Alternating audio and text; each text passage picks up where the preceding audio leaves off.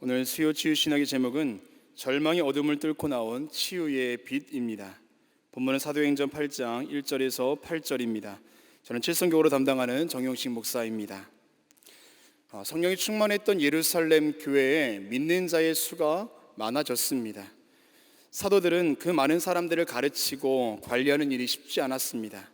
그래서 성령과 지혜가 충만하여 칭찬받는 7명의 사람을 택하여서 일을 분담하는데요, 그 안에 스데반이 있었습니다. 사도행전 6장 8절에 보면 스데반이 은혜와 권능이 충만하여 큰 기사와 표적을 민간에 행하니 라고 기록되어 있습니다. 그런데 그 스데반의 지혜와 성령으로 말함을 사람들이 감당하지 못하지요. 그래서 결국에 공회 앞에 서게 하였고 또한 돌로 쳐 스데반을 죽였습니다. 그리고 오늘 본문 1절에서 사울은 그가 죽임당함을 마땅히 여기더라 라고 기록하고 있습니다. 그 현장엔 사울이 있었습니다. 사울은 교회와 성도들을 박해하는 것에 있어서 누구보다 열심히 있던 사람입니다. 스데반이 돌에 맞는 그 현장 중에 그 스데반의 옷을 사울 앞에 두었다라는 그 말을 통해서 사울이 갖고 있었던 그 지위를 우리가 짐작할 수가 있습니다. 어쩌면 그는 스데반의 죽음에 대해서 상당한 자부심을 느꼈을지 모릅니다. 그리고 유대인들도 같은 마음을 가지고 있었겠죠. 여기서 우리가 마땅히 여기더라 라는 이 말이 원어로 시뉴도콘이라는 말인데요, 기뻐하다라는 뜻을 갖고 있습니다. 이제 스데반이 죽었던 그 현장 중에서 사울도 유대인들도 기뻐했다라는 것입니다. 1절 하반절에 그날에 예루살렘에 있는 교회와 교회에 큰 박해가 있어 사도 외에는 다 유다와 사마리아 모든 땅으로 흩어지니라 라고 기록되어 있습니다. 다 흩어졌습니다. 네, 그 흩어짐이 자발적이 아니라 흩어진 바 되었다라는 것입니다. 그리고 3절에 사울이 교회를 잔멸할세 각 집에 들어가 남녀를 끌어다가 옥에 넘기니라 라고 되어 있습니다. 잔멸하다 라는 말은 웰레마이네토라는 말인데요, 마치 멧돼지가 포도원을 마구 훼손시켜 놓는 것 같은 모습이라고 주석가들이 설명합니다. 여러분, 스데반의 죽음은요, 예루살렘 교회에 있어서 첫 번째 순교입니다. 성도들은 예수 그리스도를 믿는다는 이유 때문에 사람이 죽을 수도 있구나라는 것을 처음 목격했습니다. 주님이 임재하셨던 교회가 잔멸하고 다 끌려가고 또한 흩어졌습니다. 여러분, 교회 분위기가 어땠을까 상상이 되십니까? 얼마나 낙심이 컸겠습니까? 근데 우리가 주목해 볼 구절은 4절 말씀에 그 흩어진 사람들이 두루 다니며 복음의 말씀을 전할세. 여러분, 흩어진 사람들이 낙심하여 교회를 떠났다, 예수를 버렸다, 유대교로 돌아갔다, 그런 내용이 이어져야 하는 게 정상입니다. 그런데 오늘 말씀 속에서 흩어진 사람들이 두루 다니며 복음을 전했다, 또 이어지는 말씀 속에서 많은 사람에게 붙었던 더러운 귀신들이 크게 소리 지르며 나가고 또 많은 중풍병자와 못 걷는 사람이 나았다라고 이야기합니다. 사랑하는 여러분, 절망 가운데 있었던 예루살렘 교회 그리고 그 성도들을 통하여서 하나님께서 놀라운 치유의 빛을 비춰주신 줄로 믿습니다. 그리고 8절 말씀에 그 성에 큰 기쁨이 있더라 라고 이야기합니다. 짧은 구절이지만 이 내용 속에서 저와 여러분에게 너무나 큰 도전을 주고 있습니다. 사랑하는 여러분, 저와 여러분의 삶에 절망적인 순간이 있습니까? 아픔과 상처가 있습니까? 낙심과 서운한 마음들이 가득 차 있습니까? 특별히 하나님의 일을 하면서 마주하는 어려움 때문에 힘들어하고 계십니까? 신앙에 대한 의심이 생기고 흔들리고 계십니까? 오늘 본문을 통해서 그 절망과 어둠을 뚫고 역사하시는 하나님의 그 빛을 경험하는 저와 여러분 되시기를 주님의 이름으로 축원합니다. 첫 번째는 상황에 끌려가지 말라입니다. 상황에 끌려가지 말라. 우리가 신앙생활하는 데 있어서 가장 큰 적이 있다면 무엇일까요? 그 첫 번째는 아마 게으름일 겁니다. 뭔가 열심히 해보려고 하는데 스멀스멀 찾아오는 게으름은 우리의 열심의 발목을 잡습니다. 자꾸 미루게 되고 접어두게 되고 그러다 보면 아무것도 되는 게 없습니다.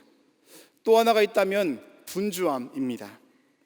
이런저런 일로 괜히 바쁩니다. 그럴 때 우리는 신앙생활에 집중할 수가 없죠.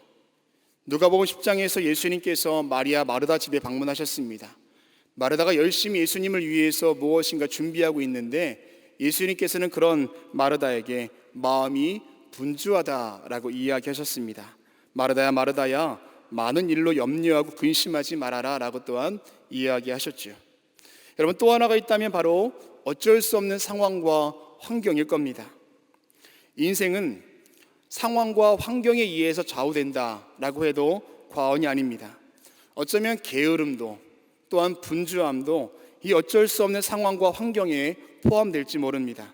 어쩔 수 없는 상황 때문에 미루게 되고 어쩔 수 없는 상황 때문에 분주하고 정신이 없습니다. 여러분, 대표적으로 코로나 때 어땠습니까?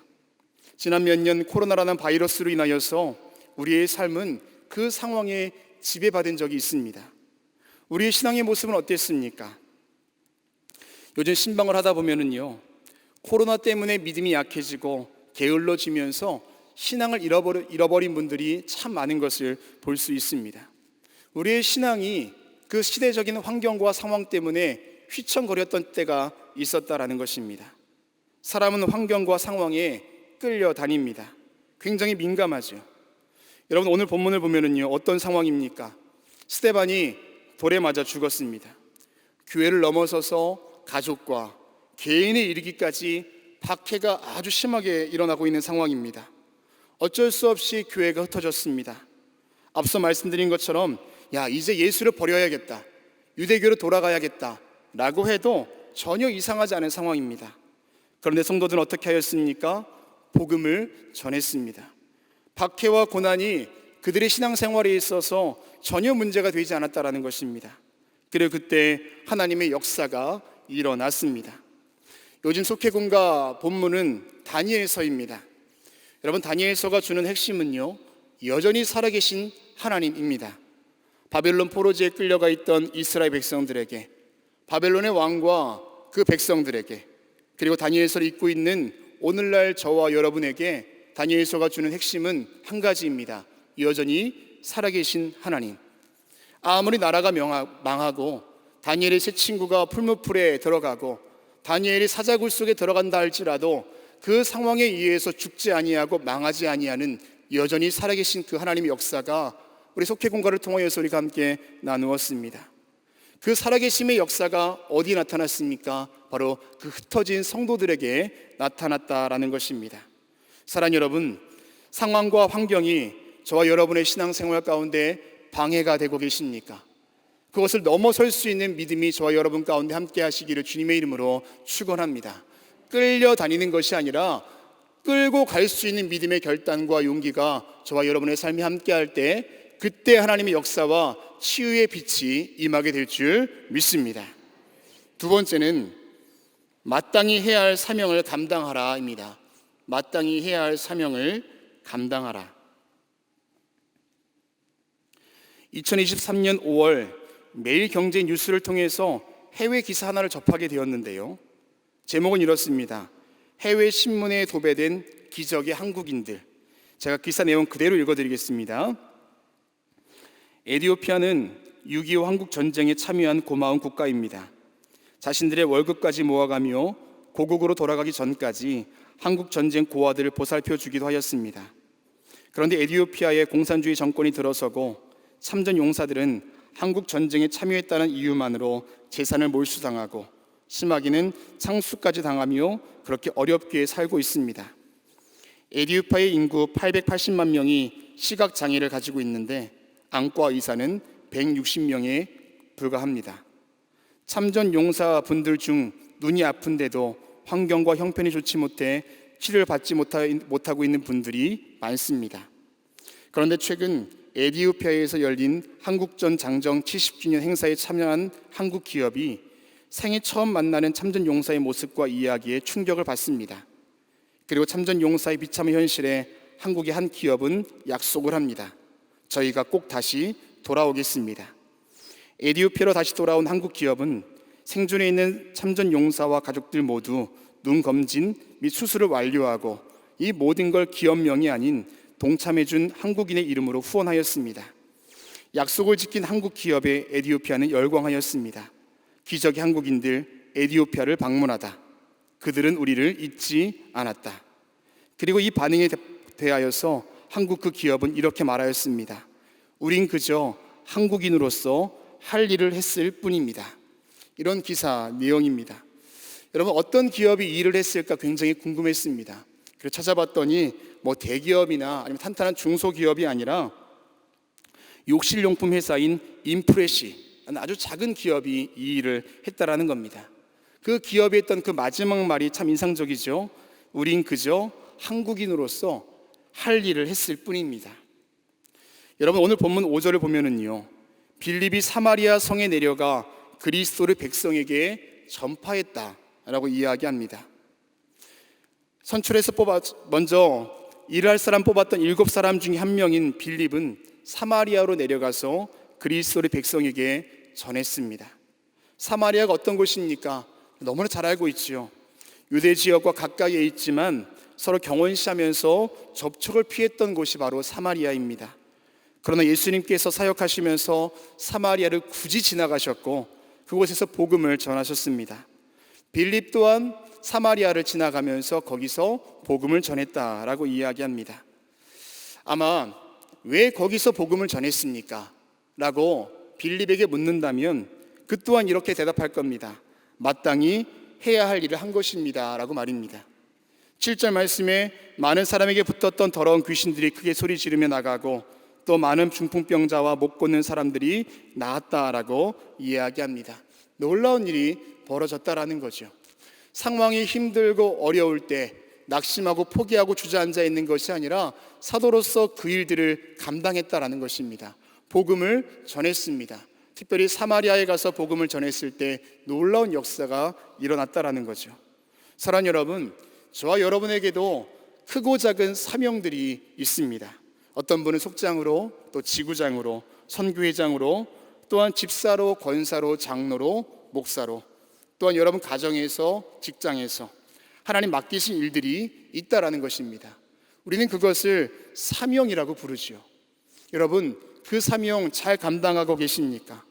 하나님의 역사는 그 사명 감당할 수 없는 그 현장 가운데서도 그 사명 붙들고 걸어가는 저와 여러분을 통하여서 일하시는 줄로 믿습니다. 상황 때문에 주저앉는 것이 아니라, 다음으로 미룰 것이 아니라 오늘 마땅히 그 일들을 감당할 때 하나님께서 역사하신 줄 믿습니다. 그 사명 감당해 나가시는 저와 여러분 되시기를 주님의 이름으로 축원합니다. 세 번째는 하나님의 섭리를 신뢰하라입니다. 하나님의 섭리를 신뢰하라. 교회는 크게 두 가지 차원으로 생각할 수 있습니다. 하나는 에클레시아, 모이는 교회입니다. 두세 사람이 모이는 곳에 성령의 역사가 일어났습니다. 또 하나는 디아스포라, 흩어지는 교회입니다. 모였던 이들이 흩어져서 삶의 자리가 교회가 됩니다. 우리 교회로 보자면 주일날 모여서 함께 예배드리는 것을 모이는 교회로서의 기능을 하는 것으로 본다면 속회, 선교회 혹은 가정예배, 기업예배 등은 흩어지는 교회라고 이해할 수 있습니다. 모이는 교회도 중요하지만 흩어지는 교회도 중요합니다. 오늘 본문은요, 그 흩어짐에 대해서 이야기하고 있는데 서도 말씀드린 것처럼 그 흩어짐은 자발적인 일이 아니었습니다. 누군가에 의해서, 상황에 의해서, 무엇인가에 의해서 흩어짐이 일어났습니다. 그런데 우리가 기억할 것은요, 사도행전 1장 8절에 오직 성령이 너희에게 임하시면 너희가 권능을 받고 예루살렘과 온 유대와 사마리아와 땅끝까지 이르러 내 증인이 되리라 하시니라. 성령이 임하시면 권능을 받고 그것이 어떻게 됩니까? 흩어진다라고 이야기합니다. 예루살렘과 온 유대와 사마리아와 땅끝까지 흩어진다. 오늘 그 흩어짐은 어떤 것입니까? 단지 유대인들의 박해, 교회의 어려움, 절망과 절박한 상황 때문에 도망치듯이 흩어진 것이 아니라 교회가 흩어질 때가 되었다라는 하나님의 섭리인 줄로 믿습니다. 하나님의 역사가 그 가운데 있었기에 교회가 박해를 당해서 흩어졌다 할지라도 하나님께서 일하심은 여전히 그 가운데 있었다라는 것입니다. 그렇게 복음이 빌립에 의해서 사마리아로 갑니다. 그리고 그 안에 있었던 사람들이 7절 말씀처럼 놀라운 역사를 경험하죠. 예레미야 29장에서 바벨론 포로지에 있던 이스라엘 백성들에게 보낸 편지의 내용을 소개하고 있습니다. 편지의 내용은 이렇습니다. 거기서 집을 짓고 살며 텃밭을 만들고 그 열매를 먹어라. 아내를 맞아 자녀를 낳았는데 아들을 낳으면 아내를 맞이하고 딸을 낳으면 남편을 맞이해라. 그리고 또 자녀를 낳아라. 70년이 차면 나의 선한 말이 성취되어 너희가 이곳으로 돌아오게 되리라. 우리는 이 말씀 속에 은혜를 경험하지만 여러분, 당시에 바벨론 포로지에 있었던 이스라엘 백성들은 이 말이 와닿았겠습니까? 그런데 70년의 세월이 흐르고 결국 그들이 예루살렘으로 돌아옵니다. 그냥 돌아온 것이 아니라 바벨론 포로지에 있었던 다니엘을 통해서, 에스겔을 통해서, 믿음의 사람들의 뜨거운 열정을 통해서 다시금 그들이 신앙이 회복되어 돌아오죠. 아마 그때서야 그들은 알았을 겁니다. 70년의 세월이 하나님의 섭리였구나, 하나님께서 함께 하시는 역사였구나라고 고백했을 겁니다. 사랑하는 여러분, 인생에서 마주하는 고난과 박해, 절망과 어둠 가운데에서도 하나님의 섭리를 발견하시기를 주님의 이름으로 축원합니다. 어둠 가운데 있다 할지라도 그 어둠을 뚫고 빛을 비추시며 하나님의 뜻을 이루어 가시는 놀라운 역사가 저와 여러분의 삶 가운데 함께 하시기를 주님의 이름으로 축원합니다. 기도하시겠습니다. 절망으로 덮인 어둠의 상황이라 할지라도 하나님의 빛은 그 가운데 통과하실 줄로 믿습니다.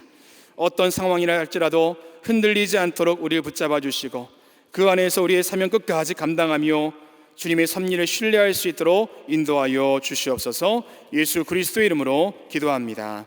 아멘.